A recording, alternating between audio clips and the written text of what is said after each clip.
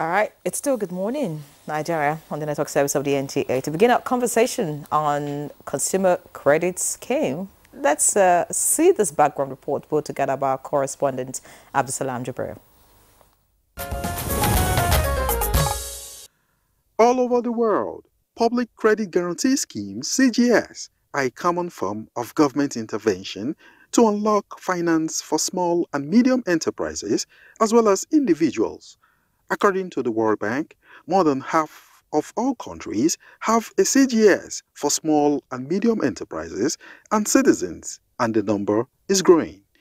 With the current administration's drive to ensure financial inclusion and economic prosperity for Nigerians, it didn't come as a surprise when last month, President Bola Tinubu approved the first phase of the Consumer Credit Scheme designed to offer credit facilities to working citizens in the country.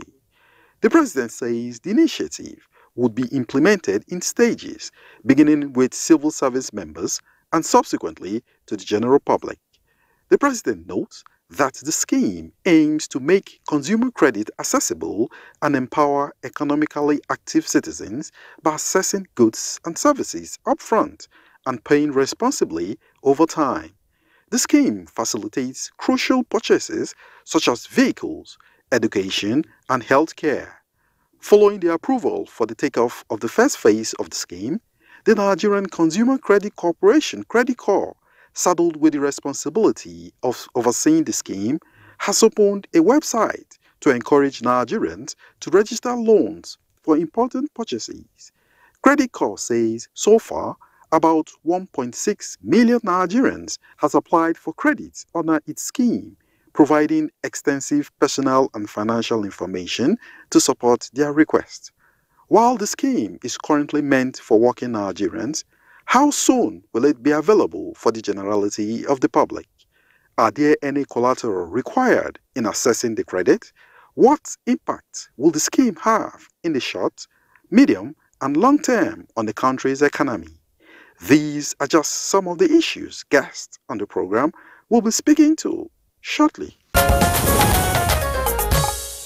All right, thank you very much, Abdusalam Jibril, for that background report. And let's get straight into the conversation on the consumer credit scheme by introducing here in the studio Uzoma Mwaba, Managing Director, Chief Executive Officer, Nigeria Consumer Credit Corporation, Credit Corp, right? Yes. It's a pleasure to welcome you to Good Morning Good Nigeria. to be here. Thank you very much. Yeah, right? All right, we also have with us, of course, maybe I should say our very own. We have Niya Kinshiju, the Chairman, Independent Media and Publicity Initiative. Good to have you with us again today. Pleasure as always. Thanks for having me. All right, let's begin the conversation from Uzoma, obviously. So tell us, what's special about Credit Corp and where are we in the scheme of things? Thank you very much. Credit Corp is a fulfillment of a campaign promise that President Tinubu made. He has been quite passionate about this issue of Nigerians having access to a better quality of life by accessing credit to purchase things that make their lives better. And that includes things like homes, vehicles, electronics, just lifestyle, quality lifestyle things. And this is not an invention of Nigeria at all. Consumer credit has been here for several centuries. And you would know that in economies that have gotten this right, people don't pay for things cash and carry. They have credit cards, they have access to credit. I tell this story a lot about how even myself as a young university student, I had a credit card that was just $1,000. And as I was paying up, using that credit card to buy things, clothing, food, books, things of that nature, I was building a credit history and a credit score because there was a system that worked. I left Nigeria to go to university and spend some time there and came back. But that system worked so well. I mean, the system of the country, that even with that $1,000 credit card where I'd pay that back every single month for 4 years, I built a high credit history and a high credit score that as a graduate, I went a couple of weeks after graduation, I had gotten a job but hadn't started my job. A couple of weeks after graduation, I walked to a Toyota dealership and I walked out with a brand new Toyota car because of my credit history and my credit score. And that is the reality of most people in economies that have gotten this right. By accessing capital on an ongoing basis and being responsible with credit, you build a history, you build a track record that continues to unlock access to more and more capital. Imagine me at the time, I went out with no down payment, and I used that car as a young college graduate, university graduate who was now working, and then had so I became somebody who had a car. I didn't have to wait till for 10 years or 5 years when I could afford it cash on carry. The reality of people like the civil service today, and back to some conversation we were having earlier before the program started, civil servants people need 20 million naira, 30 million naira, 15 million naira at a minimum to buy a house. And in the expressions of interest that we just went through, the civil servants overwhelmingly said they want to buy homes. But how many civil servants today have 20 million naira, 15 million naira down payment? Which brings it back to, but if they have access to credit, they can actually get that home now, not when they are 60, when they have saved up all their lives. You can get a home now at 35 and live for 25 years as a person who has had a home. That is a much higher quality of life than to eke out, just struggle until you are 60, to have saved all your life, to then buy a home only to be in sort of the I would say terminal, but twilight phase of your life. But there's one key thing you said along the way, which is a system that works. Yes. Of course, you didn't tell us the country where we will care less about that. A system that works. How do you intend to make this system work to the dreams, to achieve the dreams that even you are talking about? Yes, the country is the US. It's not that, it's almost predictable, but our first job, and thank you for that, because that brings me to what our business is. Our first job is to strengthen the credit infrastructure of the country. And what that means is we have credit registries today. We're regulated by the CBN. We have laws that mandate credit reporting. But a lot of consumer credit, and consumer, I have to differentiate between consumer credit and SME and business credit. Consumer credit is individuals borrowing to buy things. So credit cards, car loans, home loans, mortgages, paying for electronics, buying a solar panel, apparel, some things. So a lot of consumer credit today is not reported to the credit registries. That means that if you have been borrowing, so you have people who have loans from LAPO, I just use LAPO as an example, the microfinance banks, and then they go borrow here, borrow there, borrow different places. But each place they go to borrow, that financial institution does not know that they are encumbered somewhere else, because everything is not aggregated and unified. And so as a result, what happens is that the financial system does not trust in any infrastructure. They don't have any infrastructure that they can trust to make a lending decision on a person. Back to what I was saying about my credit card as a student. If I borrowed money, I also had a phone bill, a telephone that I was paying for monthly. I got a smartphone. And the only time I ever bought a smartphone and paid in cash is in Nigeria. Paid cash and carry, like an iPhone. But there, you just get a plan and you pay on a monthly basis for 2 years. So every credit I did was written to one place, my credit score. You cannot escape it. It's just not possible. Your history was traceable. Yes. Beautiful. You will get back to tell us how you want to be able to trace the history of Nigerians with this plan, because, that's a bit complicated in my head. So, but let's talk about the eligibility criteria for this. What makes anyone a Nigerian eligible to participate in this scheme? So we say that every economically active Nigerian, if you have an income in Nigeria, you are eligible to receive consumer credit. You have to go to your financial institution, or your financial institution should give you consumer credit. That's why we are here. So I think it's also important to, again, state something that needs to be clarified to Nigerians, which is that the Consumer Credit Corporation does not lend. We're not lending to Nigerians directly. We are not we're not going to have Nigerian costs. We're not going to have customers where we disburse money to Nigerians directly. The reason for that is because the financial institutions the banks, the microfinance banks, the cooperatives, wherever people currently go to do their financial transacting, are those who should be lending to Nigerians, because they also have, not just do they have the distribution, but Nigerians establish a relationship with them that transcends the government. And so what we do is to enable those institutions to do more consumer credit. So first, with the thing about infrastructure, like I had spoken about earlier, is because those institutions today, we need to be doing about 180 trillion naira in consumer credit per annum for consumer credit to feel available in the country. I know that sounds like a humongous amount of money, and of course the government cannot fund that. But that 180 trillion naira currently exists in the Nigerian financial system. It's just not being lent to Nigerians for consumer credit. It's being lent, it's put in treasury bills, some maybe institutions even buy forex with it. There's a flight to safety, trying to go to safer uses or stores of capital, rather than lend to Nigerians to do student loans, to get homes, to get car notes. And that's because they are, when I say they now, I mean these institutions, they are afraid of losing that money because they don't know the people that are lending to. There's a data problem, first of all, an identity problem. So our first job in that infrastructure is to make sure that every Nigerian now has not just a credit score, but that it is written on their NIN, so that you cannot run away from your credit behavior. So when your financial institution checks your credit score with a credit registry and they see your credit score, it is a true reflection of every credit, every borrowing that you have done as a history in Nigeria. You can't run away from it. And then they can make a decision at that point and say, this is good, this person is good credit, this person is bad credit.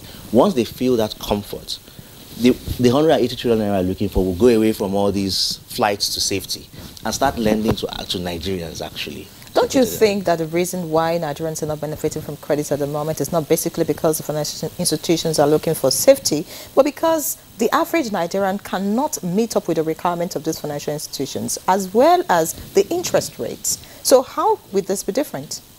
The requirements of the financial institutions are primarily driven by this challenge of flight to safety and not having a system and an infrastructure they can trust.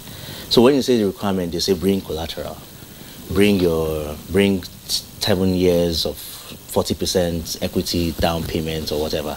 All of those things are because, again, they don't really know who they are looking at. They don't know the history, the true credit picture of that person, their credit worthiness, their income, and this is purely a data credibility problem. So we are not, the Nigerian problems are not, we are not inventing new problems, right? And I don't think that we have a genetic or natural propensity to either underachievement or fraud or any things that we think, oh, these are uniquely Nigerian issues. Other climes have gotten this right because by the time your credit behavior, your credit history is something that you can't escape anymore, people start to pay back their loans because they're trying to build your credit. If you, US, UK, China, they're terrified. People are terrified of ruining their credit because they know that that thing is what determines whether you get a house, whether you can rent a house cheaply, whether you can buy a car, whether you can get access to mortgage, whether you can pay your school fees. Just that one thing. So that is the first issue. I understand the challenge of interest rates, of course, and even now in a high interest rate environment, because the monetary policy of the country now is more contractual monetary policy that's trying to take money out of the system, and that's quite understandable. So of course the high interest rates are there to also manage portfolio investments. But these things are not perennial problems. Monetary policy ebbs and flows. Now we happen to be in a high interest rate, particularly high interest rate environment. But remember again that the reason why interest rates are high is because the financial system has to invest in figuring out ways to profile customers, having physical branches, having operational expenses that are lashed on top of the monetary policy rates to be able to lend to customers. We do believe that, yes, it's a journey, but we are not inventing consumer credit in Nigeria. And what we have seen, the data has shown that in the US, for example, the volume of credits, consumer credit that is being done is twice, in fact 3 times, so 2 times additional on their GDP. So roughly, if you take all the income that people are earning as a rough explanation of GDP. Not that it's a perfect explanation, but if you think of GDP as just how much money that people making in the country, aggregated, roughly, just rudimentary. People are living a lifestyle, buying things that are 3 times that. So if I earn $100,000, I live a lifestyle that is $300,000. I know that it sounds culturally like, why would you want to live above your means? But that's not the case, because remember that I am going to earn that money, that balance over my lifetime. I am just bringing the access to the things forward. And that makes the difference between being able to pay your school fees for student loan, having a home that is decent you can live in, having a vehicle. So the tragedy of being like a working Nigerian is that it's almost like your later years financially, your glory years or good years financially tend to be at the terminal point of your life. But so why are you asking for how much they can pay in 6 months? I think I've gone through your form. Yeah. It's asking what can you pay back in 6 months. Does it mean that the kind of credit you're going to be given is something that can be payable in 6 months? No, it's absolutely not. So why is that question a part of? That's a good question. So the expression of interest that we put out, that's why we don't even call it an application, because we are not applying to credit card to give you a loan. So we call it expressions of interest. In other words, I'm interested in consumer credit and in whatever process people are putting forward for us to access it. And that process, I'll come back to your question, but that process is really that we are working with the financial institutions to give them wholesale lending or credit guarantees to provide more loans to Nigerians. But that particular question around how much can you pay back in 6 months, or how much do you want to borrow like can pay back in 6 months, is for us to also check the income and credit thoughts, the thoughts around credits for the Nigerians have. If I ask you how much can you borrow and you can pay back in 30 years, it's a more difficult question. It's a bit nebulous. But if I ask you how much can you borrow now and pay back in 6 months, it almost makes you stop and think, how much do I earn? What are my financial encumbrances at the moment? At the moment, it's a more, think of it like a survey more than anything. It's not like we're giving 6-month loans, all of that, because it depends on what you want to get the credit for. If you want to get a home, you said these are 10, 20-year mortgages. If you're trying to get a car, you probably spend these 5, 6, 7 years of a car note. But that question was just, again, the expression of interest serves 2 purposes. One is, yes, let us know who you are. And for the phases that we're going through, especially civil servants, go and apply, because we already have the financial institutions that serve that demography. But for the rest of the public, we even need to learn more so that we can design, we can improve on our current design as we roll out to the rest of the public. So that was a two-pronged approach for this expression of interest. Uzoma, thank you very much for your initial comments and clarifications. Basically, you're saying it's an idea that is geared towards saying, okay, I desire to own a house, I desire to have a car. Well, I may need to save for it now, but okay, let's get it and then pay as the money comes, basically. Thank you very much. Now, let's get to Niyi. I don't know what you make of all of this, but if you listen to Uzoma, he also talked about it's not all based on the credit core scheme itself. There are other factors. When you say the system has to work, the entire system is connected to it, the banking, the behavior of individuals. You talked about NIN. We haven't been able to register, to enroll everybody, by the way. What do you make of all of this and the workability of this scheme? Well, I am excited, because a credit system is essential. It's important to the development, economic development or growth of any jurisdiction.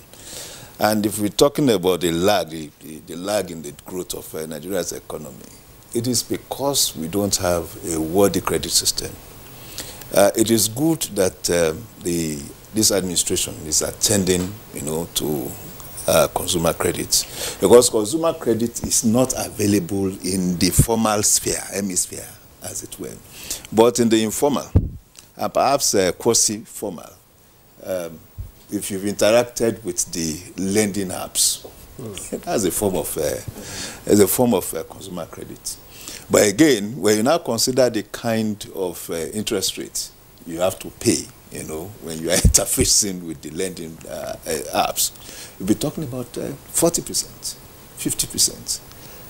And to a large extent, I think a larger percentage of Nigerians that had been patronizing them have been paying up. So it talks to a culture that we have not developed. It means that we can actually change that culture. Our culture actually is because we are constrained over time. So we are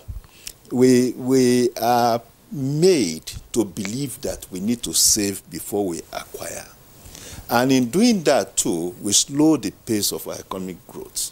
Because the drive or the growth of an economy, it's dependent on how many transactions can be created or facilitated, within that economy per time.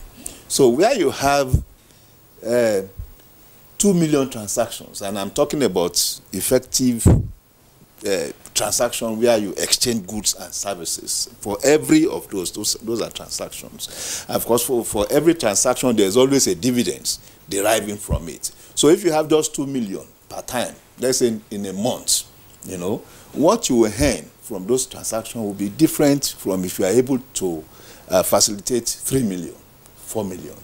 To facilitate that is a credit that would help you, because now you have extra funding coming into your purse, but that you will pay later for. But it is facilitating or engineering a transaction at this time. That helps the economy in different ways. It helps the buyer or the consumer. It helps the banking industry too. It helps the manufacturers or the service providers and all that. So it has a huge multiplier effect.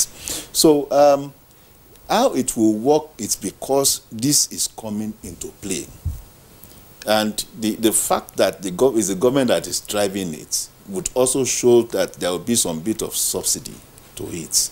And to a large extent, I think Nigerians are really ready for this. At a point in time, we did an audit of the loan apps. At a point in time, we have close to 10,000 of them, And to a large extent, most of them are still functional till now. So if you have a credit core, I looked at the vision and how it's going to be implemented. From what the MD had said here, I think it's appropriate that it's seen first as a development institution, a finance development institution. I think it's proper that it's not engaging directly with the public. It's going to engage more on lending activities to commercial banks, money deposit banks and all that, because those are the people or those are institutions that have been doing this over time, to a large extent, deposit money banks have not had any form of consideration for consumers. But I note again that between 2004 and 2008, when we had the global financial crisis, some banks were actually lending for new vehicles in that period, and it was quite popular. That was when this Chinese car came in, Geely, and they were lending for it, and people were actually patronizing until we had that global financial crisis. So, and it was driving new products into the economy. So for me, I think it will change, the culture of we have to save before we acquire. Because that, like I said, is extending your well-being. it's postponing, pushing your well-being, the destination of your well-being. You don't need to save 20 years for you to be able to buy a house. But I just want to find out from you, looking at the way this scheme is designed to run, and at the beginning it's starting with civil servants. You know what civil servants are in at the moment in this country? We're still at 30,000 naira minimum wage, hoping to get something better. Do you really think that this credit would facilitate a better well-being in terms of being able to use the credit to get assets? Because I'm just trying to picture in my head, somebody who earns 30,000, how do you want to get credit for 20 million and pay back in, say you have 20 years or 15 years in service? That's not realistic, it's not possible. So would you be able to get assets, or you're probably just going to be funding your liabilities with this kind of credit, considering that the purchasing power and the income of the average civil servant in this country is very low? Well, you see, this relativity. All banking books looks at relativity. It is what you are doing that will determine what we will qualify for. You know, so it is what you earn that will determine what you qualify for. And because, again, we are human, we are rational people, we also stay within that orbit of what we earn. So if you earn 30,000 naira, for instance, you know exactly your lifestyle aspiration, the kind of things you want to acquire that are within your means, and you stay there. And of course, that is how the financial institutions too will also relate with you on what you are earning. So if even now, if you earn ₦1 million, your lifestyle will be different from the person that earns 2 million naira. You know, and that is how it's at that level too that the financial institutions will relate with you. But the difference is, if you're earning 30,000 now, and you want to buy a 24-inch colored television, and it's perhaps 80,000 naira, it does mean that you cannot just get your 30,000 naira to buy one. It does not qualify you to buy. That is one. Two, secondly, you must, of course, use your 30,000 naira rationally to spread it, pay for your rent, pay for children's school fee and all that. And perhaps at the end of the day, if you are so disciplined, you may have like 2,000 or 3,000 to save. So what the credit system is telling you is that, okay, if you can even save 3,000 from your savings, you can avail yourself of the opportunity of acquiring this product at this time and use that 3,000 naira saving to pay perhaps every month. So that qualifies you for something you could save for 5 years, but you can get now and then pay over time for the acquisition. So you stay within your mean, but the important thing is that for the first time, perhaps formally, you can approach your bank and talk to your bank that you need this kind of assets and issues of credit. You know, issues of interest rates are not also determined even by banks. It's extraneously determined at the level of the CBN, MPR, and all that. But I believe, again, like you said, it's ebb and low. We are in a very high interest rate regime now because of issues concerning inflation rate and all that. But again, inflation rate too will fall. One day like that, very soon, as it is falling, interest rate will also fall, and it will make whatever the credit system is doing very more attractive. But can you then build a system like this, which is beginning on, fluctuations, on uncertainties and all that? And I'm particularly worried, Uzoma, about the fact that you need to rely on NIN. Not everybody has NIN at the moment. You have to rely on, several other factors that are independent of credit score. How do you intend to make this work? Sure. Let me speak on the NIN issue. The NIMC, the Identity Management Commission, as at their last report, was around 104 NINs. Thereabouts. 104 million NINs. Not people, mind you. Not necessarily people. You mean you're saying that they are duplications? Unique numbers. Yes, 104 million. So the question is, if you have 104 million NINs in a country of 200 million people... Less than half. Yes, but obviously, and you can also imagine that I'm assuming that number is indexed more towards adults than children. In other words, adults are more likely to get NINs than children, just because it's an identity that now begins to function your life. Like you need it to function. So even if it were 50% penetration, my assumption is that it will be more than that, because if I'm focusing on the adult population, especially the economically active adults, which is where credit comes in, we have enough coverage of NIN to do the work we need to do. That's the first part. The second is that the fluctuations around interest rates and the monetary policy of the country has not precluded people from borrowing.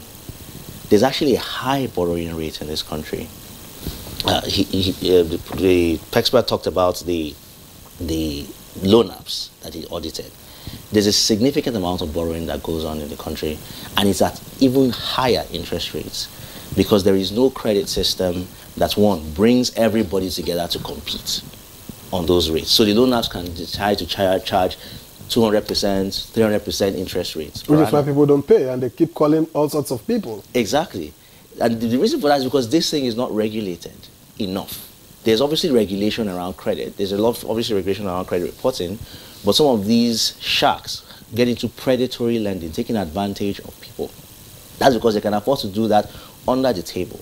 They can afford to do that because the people who have the capital and have the responsible capital as well, do not have an infrastructure they can trust to make decisions on people. They can't say, here is Mr. Tunde's NIN, and if I put it here, I can see their credit behavior, their credit history, and based on that, if this Mr. Tunde is a good credit, I will advance credit to him at a cheaper rate. So basically what your credit score does, especially in places where this, and this is several places where this has worked, is that it allows a lender to make a decision on how to price the credit. So you can get, when I was going to do my a graduate degree program, and I essentially walked into a microfinance bank, and the microfinance bank, and I told him I have an admission from Harvard. I want to do a graduate degree, and not local microfinance bank. And I said, check my credit. They ran my credit and gave me something of 2% interest per annum. That's just 2% is almost nothing. It's almost negative interest if it counts inflation, because I had good credit. But if it wasn't an environment where such an infrastructure exists, what would happen is that I would have resort to the loan sharks if I didn't have the money to complete my graduate school fees. I'll go to the loan shark and they'll charge me 200%, 300%. So it is this idea of not knowing who is right or wrong, or who is good credit versus bad credit, that it makes the system just apply essentially safety measures on themselves. So everybody will just charge you high, because we don't know what they're going to get. So that even if it's 5% or 10% or So what's the expected interest rate for this? For who? For this credit card, this scheme. Do you have a figure?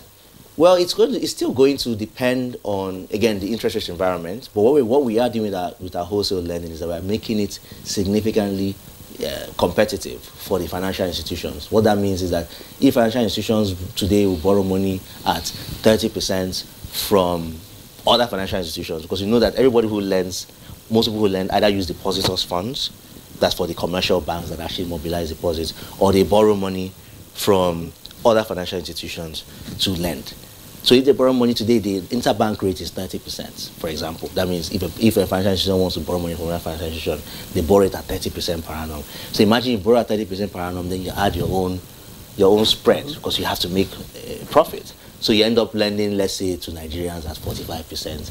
That's how all these high interest rates happen.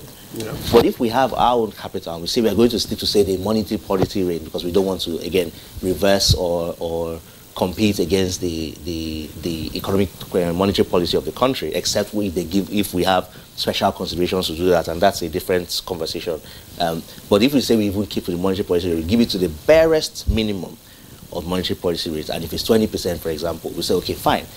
We are going to lend to any financial institution in our wholesale lending at the flattest risk. We don't want to make any money. We just want to do that. So Credit Corp is lending to the financial institutions to do this scheme?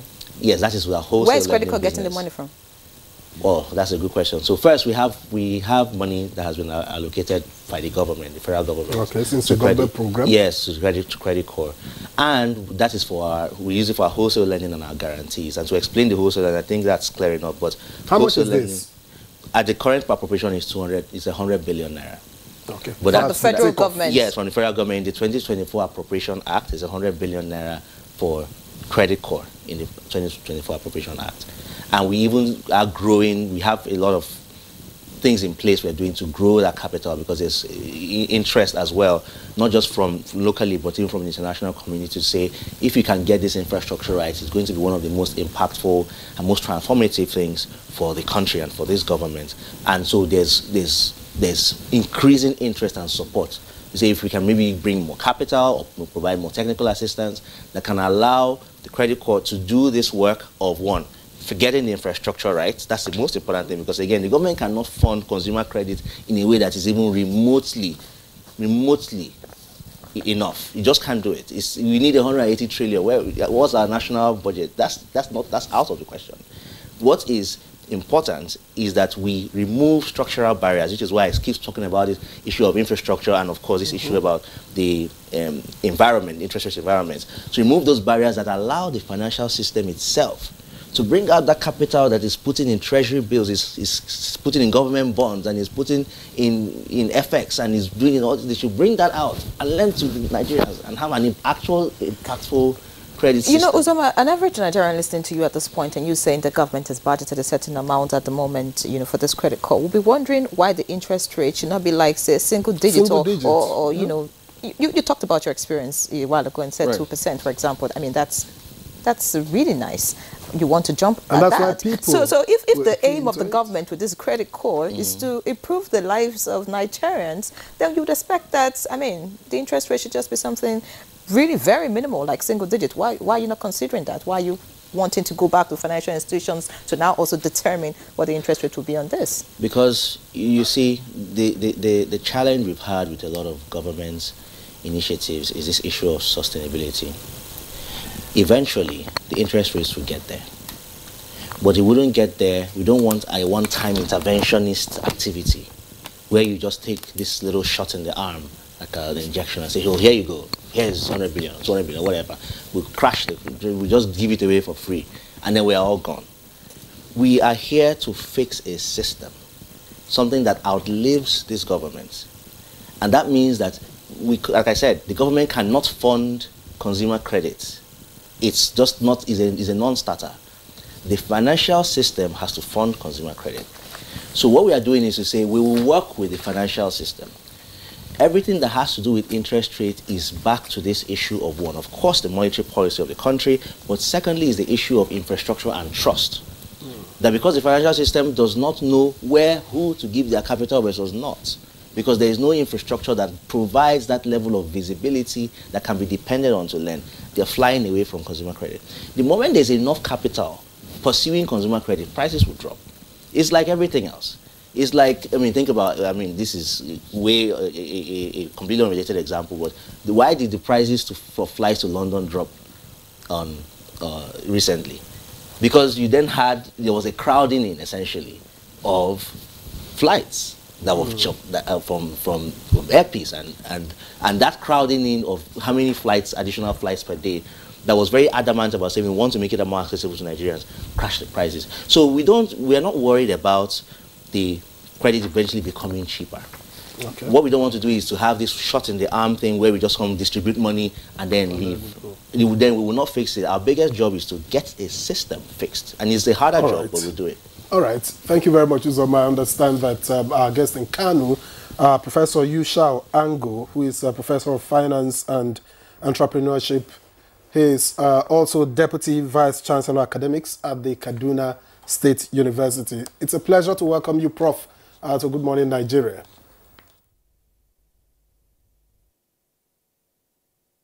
Pleasure too. I'm happy to be here. Good morning. All right. Let's ask you, I mean, you've heard about the credit card, the consumer credit scheme. What's your initial reaction to the scheme, its aims and objectives, and its workability?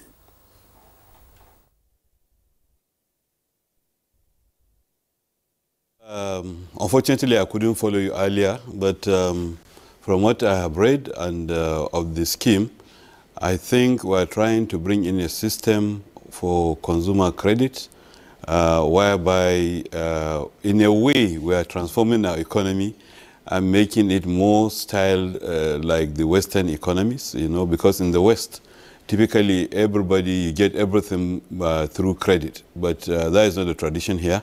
So in a way, we are transforming that. And by having credit scores for every applicant, you know, it means we are standardizing something. We are making use of our NIN and our BBN and other things, you know.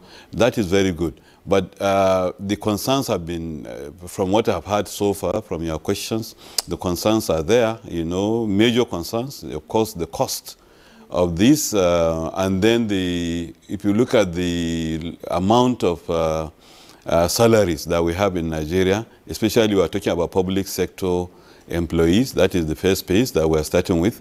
Then I really don't know whether I should be optimistic about all this.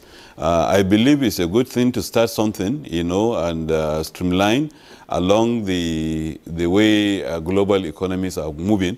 But I'm a bit skeptical, you know, about whether, you know, our civil servants can really key in, or other, because before now, banks have had some of these schemes on their own. You know, so long as you have you're getting your salary through any bank, you can approach them. They have various schemes, and even that, again, I hear quite a number of complaints, especially from workers. So I'm a bit skeptical. We will love to see how it works out.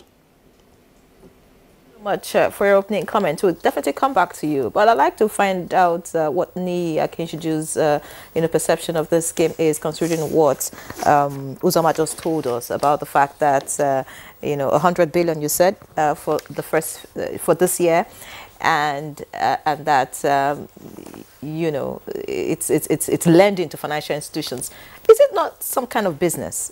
Do you really think that the aim of this scheme is to actually get Nigerians out of poverty and give them the kind of life that you think they want to give them, or you think government is trying to get something in return, technically? Because when you lend to financial institutions, who in turn take higher from those borrowing from them, I don't know. Is this? Please just make I think it clearer it's a process. It's a process. I want to see. I want to situate the credit call in the context of being a catalyst. This is the first time we are experiencing this formally in our jurisdiction, as it were. The fact that the administration had thought about it and had also committed is a commitment to implement. I appreciate the fact that the government is not taking the populist route, just like you noted, because the option could have been, we're going to do this at single digits, 9%, 8%, and all that. And it's not sustainable. It must be run in alignment with the business environment as it exists now for it to be sustainable. So it's just like how our SIM card came and we bought at 20,000, and 10 years down the line we could buy at 100 naira, 200 naira. It's the interplay of demand and supply, and of course an involvement of new thinking and the culture, as it were. So we now know that there's 100 billion naira on lending to banks at perhaps a subsidized rate. What subsidized rate is that it may not align, or it may not compare with what commercial banks will lend at, because there is an institution that is de-risking, that aspect of banking or financial transactions, as it were, and providing the fund at a lesser rate to the banks. So it's ready-made money to the banks at an interest rate that is lesser than the commercial rate, as it were. And I think going forward, because the banks understand the essentials of this relationship, it will also now evolve or develop its own business models around consumer credit. Because consumer credit system, at the end of it, will likely be more profitable to banking institution than even investing in fixed income instruments like bonds and treasury bills. So, but I understand what he's talking about, banks preferring taking safety into consideration. The banks are custodians of deposits. As much as possible, they want to keep themselves or run away from any risky transactions. And if you do, the first basis to avoid risky transaction is to know your customer. What manner of economic being animal is that customer. You know, so if you don't understand such person, the first action or the first behavior is to keep a distance between yourself and that customer. Now, but the basics for you to understand your customer, one is to have access to that person's economic behavior in the form of data. You know, how much he earns, how consistent has he shown trust in other form of transactions. You know, but we've had credit registrars, registering now over the last 5 years. To a large extent, they've not been doing anything because there's no formal activation around what they are supposed to do. You know, for this 100 billion naira for me, yes, it's very small. It's a drop in the ocean, as it were, but it's a start-off point. All right, start-off. It will allow the system to start gathering data and understand, you know, the behavior of Nigerians. That leads me to you. Now you're dealing with financial institutions. How do you intend to monitor them, just so that they don't get this 100 billion and go back to Treasury Breeze and the rest and not, you know, give credit to Nigerians? How do you intend to ensure that they do the needful with it? Thank you very much. That's a very important question. First is that we are a highly, almost obsessively technology-driven organization. And a lot of times we say technology, people just say technology and mouth technology because it's easy to confuse people with it. But the truth is that today, with technologies that exist, very simply, we can actually require financial institutions to report credit as it is being given. Not before, where some intervention funds or on lending will provide the capital and say, you know what, let us know in 3 months how it is going. And then they do whatever they need to put in treasury bills and come back and return it to you with whatever interest or whatever agreement you have. Now you can actually require and get in real time, just with simple APIs, just programmable interfaces where they will hit your systems back and say, I gave Tunji this amount, I gave Ikena this amount, I gave Musa this amount at this time with this interest rate, and this is information of that person, including their NIN, which can be verified in real time. So we do have an operation, investing in an operation that actually does almost real-time verification and monitoring of actual credit being given. And our agreements with the financial institutions require that they get penalized, one, for underreporting, two, for not utilizing the funds we give them, and if you don't have it, return it back to the pool. So it's a very tight relationship. What's the penalty? We don't care. What's the penalty and by who? There's a financial penalty by us. Then how do you're starting with civil servants, of course. Civil servants are very safe to deal with. You can trace them, you know, and all that. When you leave, you know, the doorsteps of civil servants, how do you want to deal with other Nigerians? I'm just thinking, say I'm a business person, I don't work for any organization, I'm not a civil servant, and then how is Credit Corp thinking to incorporate other Nigerians into the scheme and get their money back? Sure. First, I would like to repeat, we are not getting our money back because we are not lending to people directly. I will always repeat that. But I understand what your question in principle. So it is the banks that owe you? The financial institutions, yes. Banks, microfinance, also, and so on. But I understand the question in principle. I just wanted to clarify the potential confusion on the question. So the first is that beyond civil servants, there are white-collar workers. There are people who have even predictable cash flows as business people. I mean, like, if you do earn money every day, your financial institution sees your money every day coming in. They know how much volume you move. So there's a universe of Nigerians that are not civil servants that are even safer, potentially, than civil servants. Because civil servants in the current environment, while the income of civil servants is predictable, let me not talk about federal civil servants, because I know you might even be, of course, NTA has federal civil servants, so you understand what I'm saying, that the income of the civil servants is predictable, but in the states, some states just even struggle to pay salaries. Let's just say it like it is. What that means is that even though they have a job and there's a agreed pay slip, you don't know when they're going to get it. So civil servants are not this sort of ubiquitously safe demography of Nigerians as though everyone else is not. So it's just a question of, which is again why we have to work with the financial institutions, because they understand this thing better and they have the distribution, and there's also options. There are several hundreds of them. And so we will work with those that, one, have this consumer credit still on lock, or consumer credits on lock. They can track the predictable cash flows of people. And when people come to borrow from them, they look at their accounts and say, okay, this person is moving this amount. This is what we know. And there are, again, tools and models that can easily determine, someone's credit worthiness, which is, again, what brings us back to the infrastructure. That's the second thing. That infrastructure point is when you get to the general public. I told you the story of how I got my first car. I didn't get my first car because anybody knew my salary. I didn't even have one at the time. I didn't get my first car because anybody knew that I was wealthy or not wealthy. I got my first car because of my credit behavior that was written into my credit score, where I now ended up having 785 over 800, so very high, that was built over time. So this is why we need to get to that point where the decision on whether you get credit or not is based on an assessment of your behavior over time. Yeah.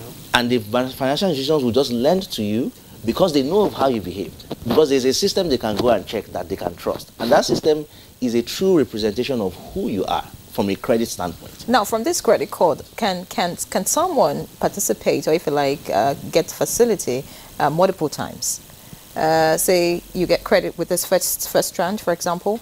So if you're not done paying that, could you get credit for something else? If your financial institution wants to give you credit, why not?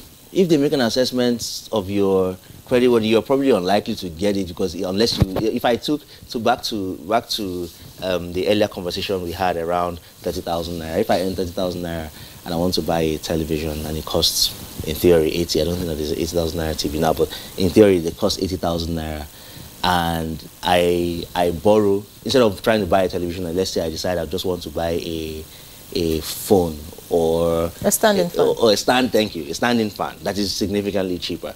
The credit assessments that will be done on me can tell that I can still handle something else based on my current encumbrance and based on my needs. Yes, why not? There's no cap. I think this thing about building a system that actually encompasses all your credit behavior means that you can, it's like saying I've had, everybody has, there's food available for everybody, and I've only had one bite. And they say, well, you've eaten. No, but you have a whole plate that you have access to. You can come back and get another bite if you like, until you run out. Something to that effect. So I think that while, if you think of it as a scheme, that is where it gets, I know it's very easy to think of the consumer credit scheme and we are used to interventionist programs where the government has money, they just give it out. And the question is now is, okay, go and raise your hand and apply, and then they will give you, and that's it. And say, don't collect twice, don't defraud, let your brother get. It's different. Eventually, everybody is going to have access to credit for sure. But the most important thing is that we do want to fix the system, because the government cannot fund credit. And so when we provide that capital to financial institutions, we give them a little bit of leeway as to how to make that credit decision and establish that interaction. Because what happens is that once they get that customer in, they will use their own money to lend to them again. Okay, we'll leave it here for now because we have to pay some bills. When we return, I'm not sure you're ready to all the questions. There are a lot of questions to still answer. But please stay with us. Conversation continues after now. All right, we're glad you're still with us on Good Morning Nigeria. Now, let me get back to Uzoma. There are a number of questions. Well, you haven't told us where your office is in case we need to make further inquiries, but I'm concerned about how you intend to ensure accountability in the management of credit card itself. And that's another. And then you rely a lot on the history, lending history of people. What about in this era of a lot of jackpot mass exodus? How do you intend to stop someone who takes a loan, for instance, and then off he or she goes? So let me start with it's a threefold. The question about accountability. First, we are a government-owned corporation, which means that there is a board has not been constituted yet, but a board is being constituted. And we also have, we are from the government, so we receive government funding, which goes through all the processes of public finance and public accountability from the Accountant General's office. So we are not any different from NTA, for example, in terms of public finances. And because we work through financial institutions that are regulated by the CBN, it also means that there are rules around even being able to access credit card funds as a financial institution. When you're regulated, too, you cannot access beyond a certain percentage of your shareholders' funds. There are many steps and safety measures put in place where you can't run away with that money. You just can't do it. Because some of it includes even pledging some of your capital with the CBN as part of securing the lending that we give to you. So we have many structures in place to ensure that, one, the funding that we have goes to the same accountability processes of the government, but more importantly, that when we do give them to financial institutions, either in form of wholesale lending, or eventually if we get into triggering guarantees, that is also covered. The second question was around the Japa syndrome. Okay, so first is, Nigeria is a country of 200 million people, right? So even as much as there's a mass exodus of Nigerians, or not mass, but there's a significant exodus of Nigerians, it's still very much an edge case if you think about our population, just the numbers of people that are leaving, that leave the country versus the number of people that are in the country are actively working. It's just not even feasible for, I don't know, 20% of the country or 10% of the country to leave, no matter how prevalent the narrative. What if it's 5, 10, 15, 20? Even if it's 1% of the country that's leaving, and the 1% of the country, let's assume that the whole country is receiving consumer credits, which is not the case. I'm just making numbers simple. Right? I'm just thinking how Japa is not a major challenge that we worry about in credit card, because even if it was 1% of Nigerians that are Japa, that would still be 1% of the portfolio that is at risk, right? And we don't want to lose sight of the 99% that will benefit and we get right. All right, let's go to Professor Ango now in Kano. The cultural beliefs, if you like, cultural practices of Nigerians, don't live above your means. When you buy a house or you buy a car, people think you have arrived. And meanwhile, it's borrowed money, and all the witches and everything coming after you because you have gotten to a certain level. So Nigerians don't want to get to a certain level until they are truly there. So do you think this credit card would fly?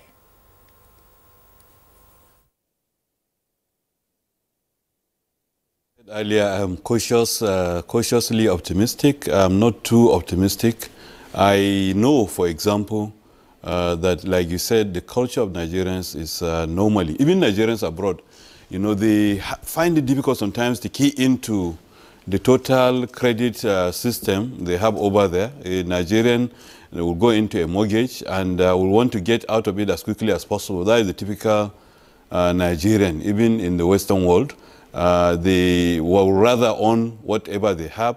But then there is also the culture of the civil servant. The civil servant, perhaps maybe because of the amount he or she receives as salary, but the civil servant normally likes, on the average, having to get some means of getting some loans. Some of them, from what we have seen, even in our various cooperatives, will want to borrow, for example, some equipment, or buy some equipment, and then resell them at a discount, just to have some money available to them. So to this extent, I believe this we'll see some progress, we'll see some movement in terms of actually people participating, and I'm sure Credit Corps will see a huge number of applicants, that the 100 billion may not even be able to support. But like I said earlier, I think what we are doing is we are introducing some tenets, some processes, some approaches which are very common in the Western world into our own lexicon here. And in the process, I believe, Credit Corps should not do the work of banks, because this is their work. They are doing it already. I think what is important is that even that aspect of having credit scores and knowing whom you are dealing with, which banks also know whom they are dealing with, in the sense that they give these loans only to those customers who are being paid salary through them. So I think this 100 billion will be more useful if you bring it down to the microfinance banks and others. The bigger banks are spending much more than this, actually, in their own portfolio doing consumer credits. The only thing which I believe the corporation is trying to promote is the fact that they want to encourage these banks, because they would rather do big ticket transactions rather than consumer transactions. They don't give them much attention, but nonetheless, several billions or perhaps trillions have already been invested by these banks, the bigger banks, in this sector. I think it will be perhaps more useful with the microfinance banks, and like the MD said, they have the technology to monitor everything, you know, and with that I believe there will be some progress, and we see some improvements in terms of the GDP slightly, because this will impact GDP slightly as we move on. But like I said, I'm just cautious, and I hope it works as much as is being envisaged.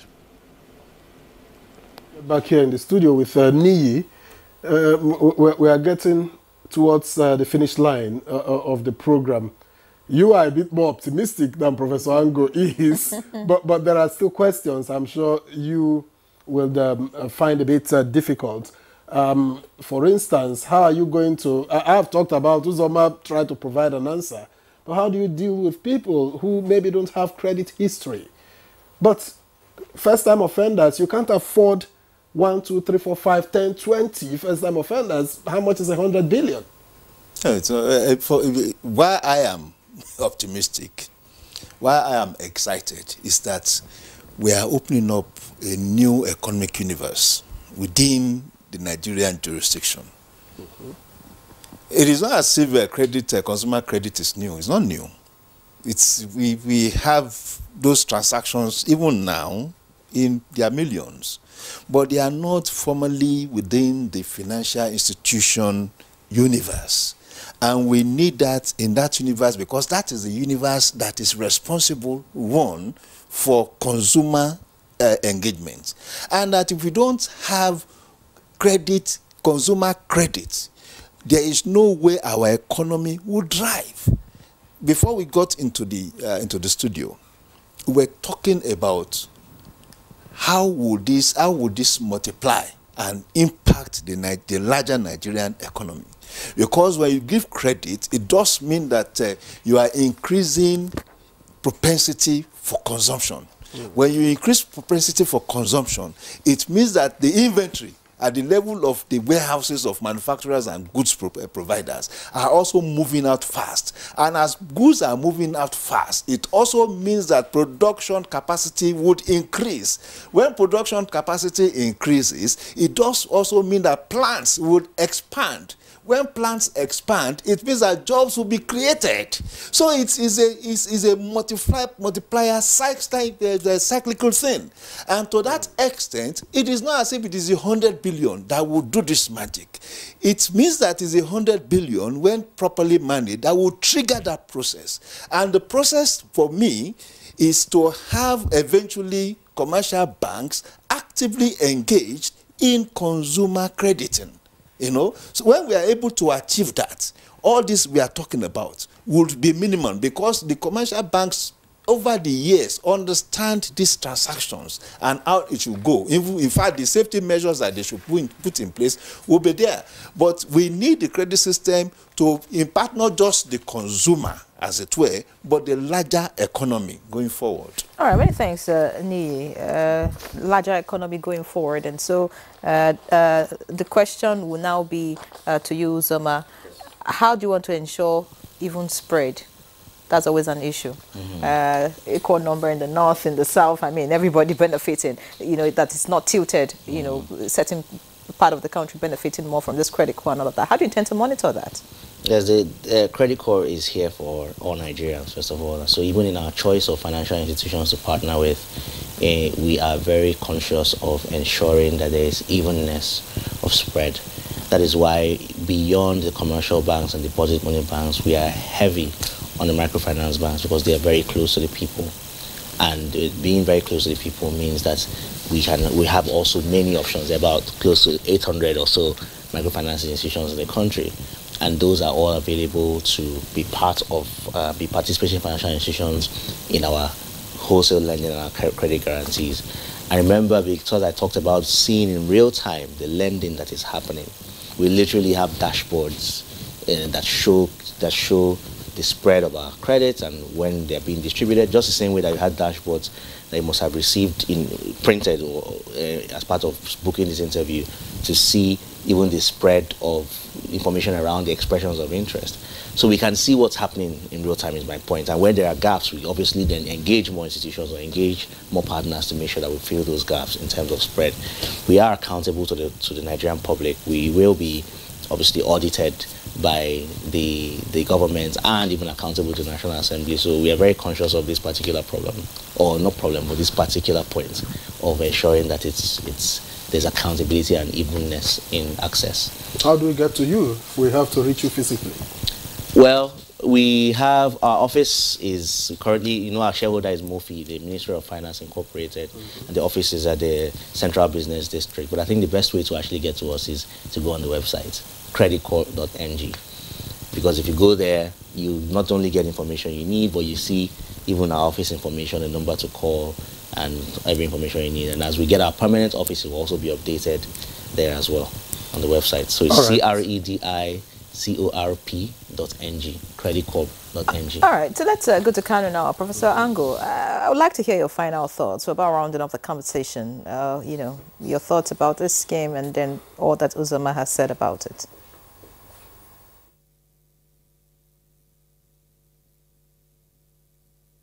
That is being put in place, Credit Corp should consider and start thinking about non-interest relationships, because there are a segment of the country that are not easily, that will not probably want to key into any interest-based transactions. There are alternative finance transactions. So if that can be incorporated into what they are doing, I believe it will go a long way in ensuring that everybody key into the scheme. Again, the choice of participating in financial institutions and why we are very conscious of going through financial institutions is because of points like what the professor has said. So there are interest microfinance banks, a lot of them concentrated in the north or on the northern demography of customers. We have even met with them because we want to also design a product not just that fits their needs as well. So the same way that they access capital, they will access our capital.